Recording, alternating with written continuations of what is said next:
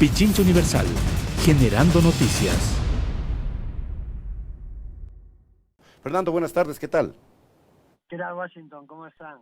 Bueno, pues el laberinto español es por lo que tú me has preguntado en primer lugar y tiene difícil respuesta, ¿no? Yo creo que aquí lo que ha habido desde un inicio pues es un intento clarísimo porque la izquierda no gobierne, y cuando hablo de izquierda no hablo del Partido Socialista, sino que hablo de Unidas Podemos, que es un partido que ha tomado una gran relevancia en la política española desde la ruptura del bipartidismo. Hará ya pues 2 elecciones en el año 2015, con las últimas elecciones al Parlamento Europeo y también posteriormente con las elecciones al Parlamento Español.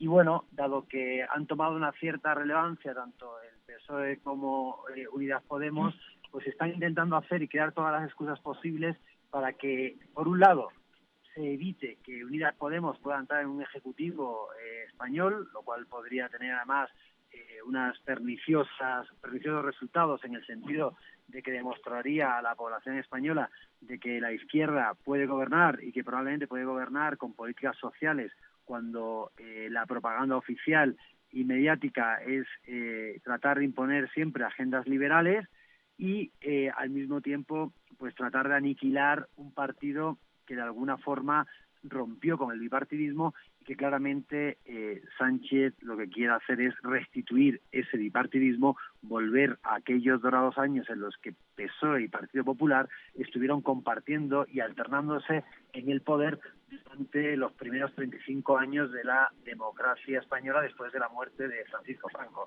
Entonces, esa es la situación que tenemos. Ayuda mucho a Pedro Sánchez, por supuesto, unos medios de comunicación que también ven con muchísima suspicacia la posibilidad de que exista un gobierno en el que se integren con algunas carteras ministeriales Unidas Podemos, y como la propia militancia del Partido Socialista le exigió a Pedro Sánchez cuando ganó las elecciones que no pactara con Rivera, que no pactara con Ciudadanos, que sería esa nueva derecha liberal, pues hay que inventar las excusas posibles para que, por un lado, no se vea pues perjudicada la imagen de Pedro Sánchez frente a su militancia, que sí es una militancia de izquierdas, frente a un partido que claramente es un partido del establishment y un partido con vocación liberal, como es el Partido Socialista Obrero Español, que de socialista no tiene nada y tampoco de obrero. Este cruce de discursos entre los dos líderes de Podemos y del Partido Socialista Obrero Español, Pedro Sánchez, repercutió a nivel internacional sin lugar a dudas. ¿Qué es lo que reclamaba Pedro Sánchez cuando le decía que él no tranza porque defiende principios? Yo no lo logré entender, porque si están en una corriente de izquierda, ambos sectores, evidentemente los principios con Podemos y con Iglesias, pues se entiende, serían compartidos, ¿no? Se entendería. No sé, No, ¿qué eso nos sí. puedes aclarar, Fernando? Claro, Washington, no lo entiendes porque no resiste un análisis mínimo de ese tipo de frases que carecen de sentido, como la que emitió Pedro Sánchez. Aquí lo que se discutía era: vamos a hacer un gobierno de coalición, como ocurre en cualquier democracia parlamentaria, en la que un único partido no puede ejercer el poder por no tener una mayoría absoluta y por no poder ejercer pues el poder ejecutivo con solvencia, y vamos a hacerlo en proporción al número de votos. Es decir, ¿qué pasa? ¿Que tú estás aportando 130 diputados y yo te estoy aportando 40? Pues hagámoslo de esa manera, que de cada 4 carteras ministeriales una le corresponda a Podemos, y que además Podemos tampoco exigía las carteras neurálgicas de un poder ejecutivo como podría ser seguridad, justicia o exteriores, sino aquellas que tenían una vocación social, que es donde además se encuentra el nicho natural de Podemos, como por ejemplo podría ser vivienda, derechos humanos, educación y carteras de ese tipo. Obviamente lo que trataba de hacer también Pedro Sánchez era intentar en un primer lugar pues hablar de la famosa cláusula que ahora se ha puesto muy de moda una vez destruido el bipartidismo, de que sea la lista mayoritaria la que gobierne, es decir, aunque haya un gobierno en minoría, déjenme a mí gobernar para que no tenga que entrar en coalición con la izquierda de Unidas Podemos. Y al mismo tiempo lo que pretendía Pedro Sánchez era volver a lo que fueron los últimos 10 meses de gobierno. Recordemos que después de que Rajoy es censurado en una moción en el Parlamento español, viene el gobierno de Pedro Sánchez, pero fue un gobierno en minoría. ¿Qué ocurrió en ese gobierno en minoría? Pues que las mayores reivindicaciones por la izquierda, que fueron las que se hizo desde Podemos, fueron capitalizadas por Pedro Sánchez, cuando además hubo una gran resistencia por parte de Pedro Sánchez. Contradicción. Por ejemplo, Pedro Sánchez estaba en contra del incremento del salario mínimo interprofesional, que gracias a la presión de Podemos y a las amenazas de ruptura incluso del propio gobierno que ejerció durante 10 meses Pedro Sánchez, se incrementó en 200 euros. Pues bueno, después es curioso que pese a la resistencia a puerta cerrada, claro, por parte de Pedro Sánchez, después durante la campaña electoral, pues fue una de las mayores reivindicaciones que presentó a su electorado y a la opinión pública española. Entonces, frente a ese tipo de fraudes a los que se sometió a Podemos lo que decía era que en este nuevo ejercicio, en este ejercicio para esta legislatura, que no iban solamente a llevar a cabo un acuerdo programático como había sido previamente ejercido y donde además Pedro Sánchez después tenía las manos libres para hacer y deshacer como quisiera, sino que en esta ocasión lo que se presentaba era un mayor avance en esos acuerdos entre ambos partidos y que se hiciera un ejecutivo conjunto. De nuevo, no tocando aquellos ministerios neurálgicos del Poder Ejecutivo, sino solamente aquellos en los que se tiene una mayor vocación social y que son además el lugar natural al que pertenece Podemos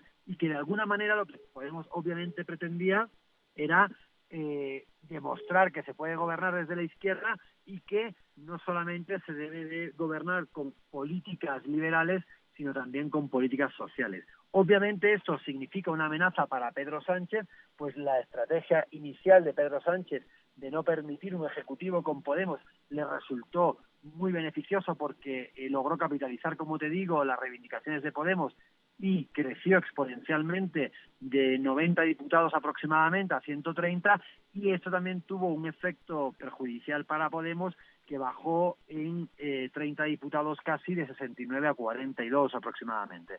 Entonces se quería volver a renegociar los términos de esa alianza de la izquierda, pero la intransigencia de Pedro Sánchez puede incluso acabar en unas nuevas elecciones, aunque en todo momento lo que se va a intentar hacer de nuevo es golpear a Podemos y dejar a Podemos como aquel partido que fue el que impidió que hubiera un gobierno de izquierdas, cuando eso es completamente falso.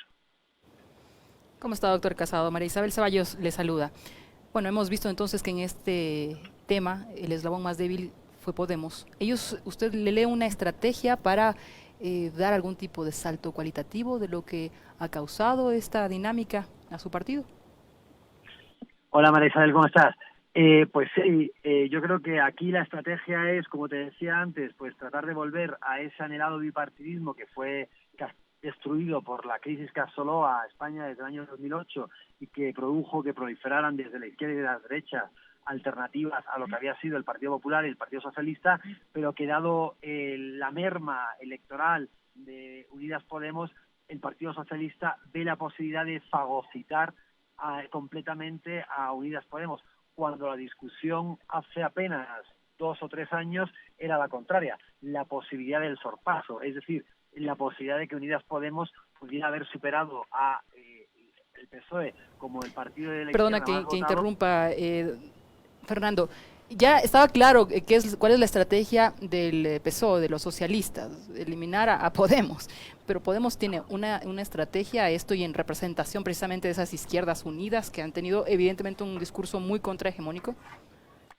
Podemos estar muy golpeada por los malos resultados de las elecciones, que además han dado como resultado el hecho de que haya desaparecido en una gran cantidad de lugares de España. Es decir, en la España vaciada, en la España del interior, desaparece Podemos y, por otro lado, también ha perdido varias de las importantes plazas o de las más importantes plazas que tenía, como por ejemplo Madrid, que al final lo ha conseguido la izquierda, la coalición tripartita de la derecha. Entonces, ¿cuál es la estrategia de Podemos? Aquí la estrategia de Podemos es muy fácil, ¿no? Porque en ese toma y daca, o en esa intransigencia recíproca que han tenido tanto el Partido Socialista como Podemos, lo que encontramos es a ver quién se atreve a perder más. Y en este caso pareciera que Podemos, la estrategia es muy sencilla. Si nosotros no damos un viraje de timón, estamos abocados a la desaparición. Por lo tanto, es matar o morir, o conseguir formar parte de un ejecutivo de izquierdas en el que se nos dé una autonomía a Podemos, en la cual pueda probar que desarrolla políticas públicas de izquierda con autonomía y con solvencia, o antes que volver a colaborar de manera espuria con un gobierno del PSOE que vaya a capitalizar todos los logros de Podemos, para eso casi que mejor desaparecer. Entonces es un órdago bastante arriesgado el que se está jugando en este momento Podemos, pero realmente la situación es tan precaria electoralmente que se le ha puesto contra las cuerdas y esta es la única salida que considera Podemos que puede en este momento tener para poder sobrevivir a unos pésimos resultados en las últimas elecciones. Bueno, muchas gracias, Fernando. Se nos agotó el tiempo. Esperamos que para una próxima oportunidad podamos Contar con él. Pichincha Universal. Aquí se escuchan bien las noticias.